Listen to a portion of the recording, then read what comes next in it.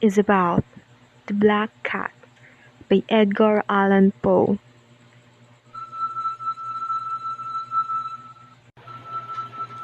On the eve of his death, an unnamed narrator opens the story by proclaiming that he is sane, despite the wild narrative he is about to convey. This narrative begins years before, when the narrator's honorable character is well known and celebrated. He confesses a great love for cats and dogs, both of which, he says, respect the fidelity of friendship. Unlike fellow men, the narrator marries at a young age and introduces his wife to the domestic joys of owning pets. Among birds, goldfish, a dog, rabbits, and a monkey, the narrator singles out a large and beautiful black cat named Pluto as his favorite.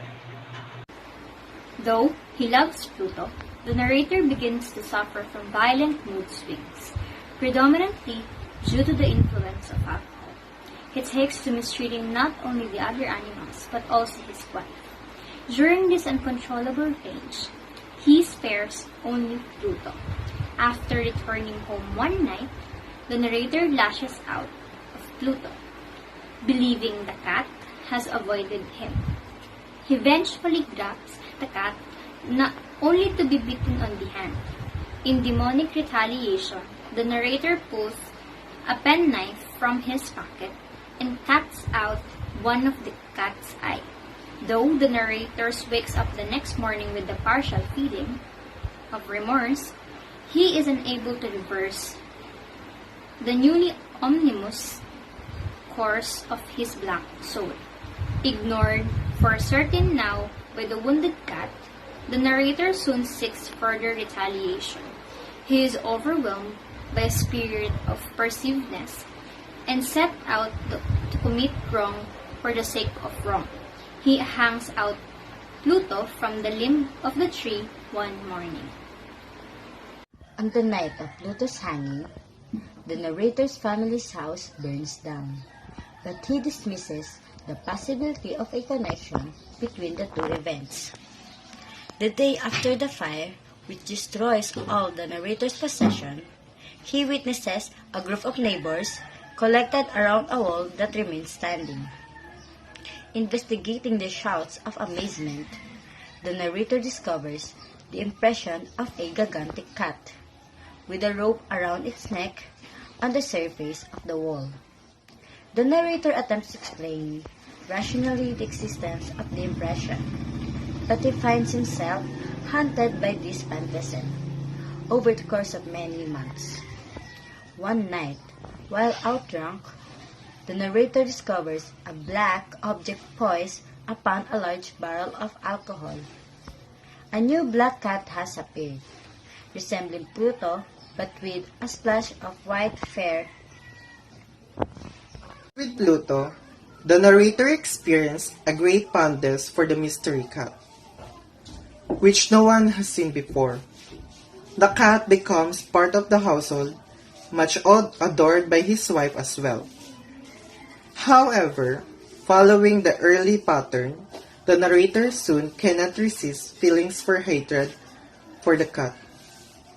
This murderous sentiment intensifies when the narrator discovers that the cat's splash of white fur by is mysteriously taken on the shape of gallows.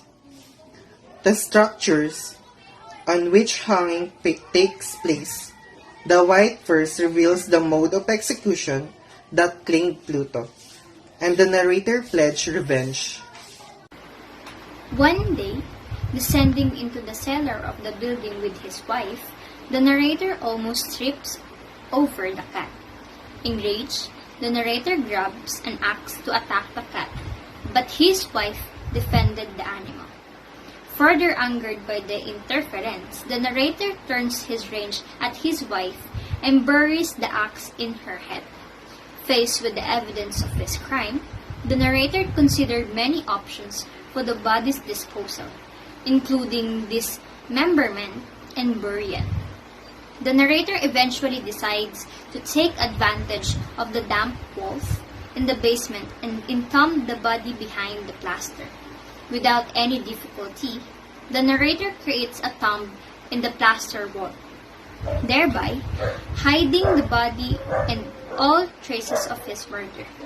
When he finally turns to the cat, it is missing, and he concludes that it has been frightened away by his anger. On the fourth day of the murder, the police arrive unexpectedly at the narrator's house. Cool and collected, the narrator leads them through the premises, even into the basement. Though facing the scene of the crime, the police do not demonstrate any curiosity and prepare to leave the residence. The narrator, however, keeps trying to allay their suspicion, commenting upon the solid craftsmanship of the house. He taps on the wall, behind which is his wife's body, with a cane. In response to the tapping, a long, loud cry emanates from behind the wall. The police storm the wall and disseminate it, discovering the hidden corpse. Upon its head sits the missing cat.